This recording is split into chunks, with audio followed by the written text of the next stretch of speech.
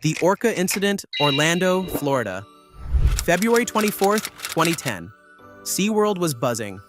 Kids with fries, parents with camcorders, waiting for the Shamu show like it was Disneyland with splash zones. And right there at the edge of the pool was Dawn Brancheau. Not just a trainer, she was the trainer. The poster child of SeaWorld. Blonde ponytail, megawatt smile, flawless track record. Her job? To make a 6-ton apex predator look like something you'd want on a lunchbox. His name? Tilikum. For a few seconds, it was business as usual. Dawn leaned down for the classic kiss on the snout move.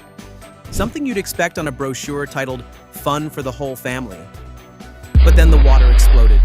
Tilikum lunged, clamped down, and yanked her under like it was nothing. 1 second she was waving. The next, gone. The crowd just sat there, frozen. Some thought it was part of the act. Spoiler alert, it wasn't. Trainers scrambled. They threw buckets of fish, banged gates, tried everything short of offering him a Netflix deal. But he didn't let go. For nearly 30 minutes, he held on. By the time they got her back, it was already too late. The medical report didn't pull punches. Drowning, broken bones, torn scalp, severe trauma. Basically, the opposite of a happy ending. Investigators reviewed the tapes, the protocols, the safety logs. And yeah, turns out trying to turn Free Willy into Finding Nemo was a bad call. A wild predator, shoved into a pool and taught to dance, was never going to end well.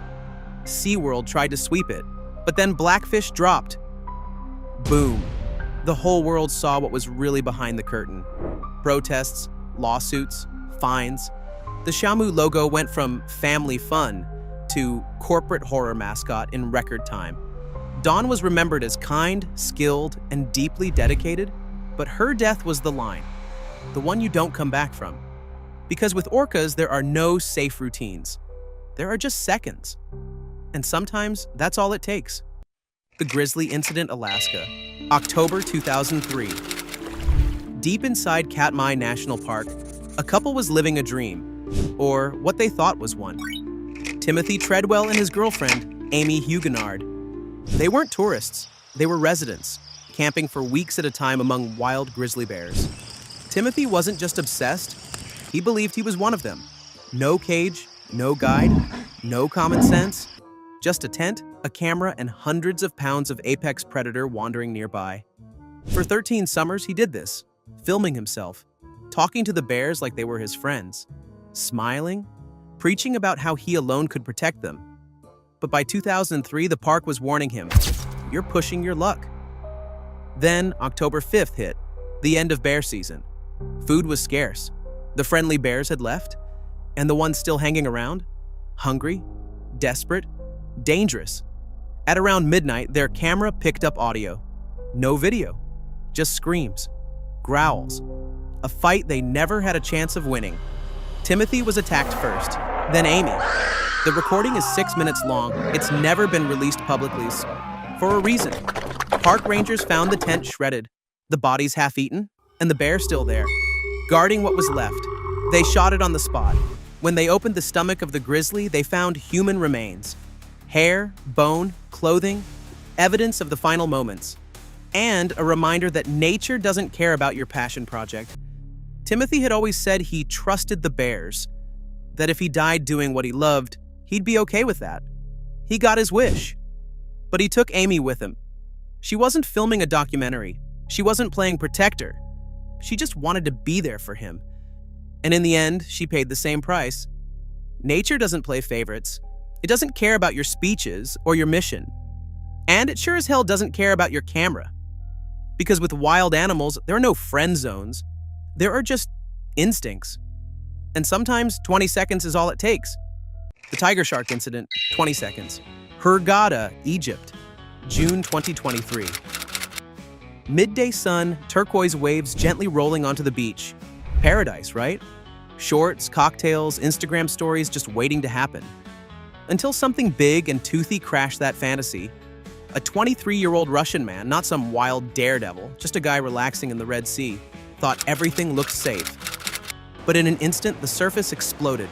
A tiger shark appeared as if summoned by fear itself. And then the nightmare began. One second, he was bobbing in the water. The next, he was being dragged under. Witnesses screamed, strangers ran for phones. The scene was chaos. By the time boats and lifeguards responded, it was already too late. Guys, it was sickening. The Egyptian authorities didn't mess around. They closed off 74 kilometers of coastline.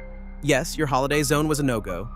No more snorkeling, no more paddleboard selfies, just empty beaches and lockdown mode. Fishermen later caught the shark. A lab would study her. But spoilers, no one came out of that meeting alive. Shark attacks in the Red Sea? Super rare, like snow in the Sahara rare. But in 2022, 2 women were killed in separate attacks near Hurghada, just days apart. And now this. What's going on? Environmental shifts, coastal feeding habits, climate stress? Take your pick, scientists are still arguing. If you ever thought the sea was your chill zone, think again. Tourists turned victims, calm waters turning deadly in a blink, and your beachfront selfie might end up in a cautionary tale instead. Because at the end of the day, the ocean doesn't care about your beach vibes. It only cares about one thing. What's next? The Lion Incident, Luangwa Valley, Zambia, August 1991. The kind of place you'd expect to find postcards.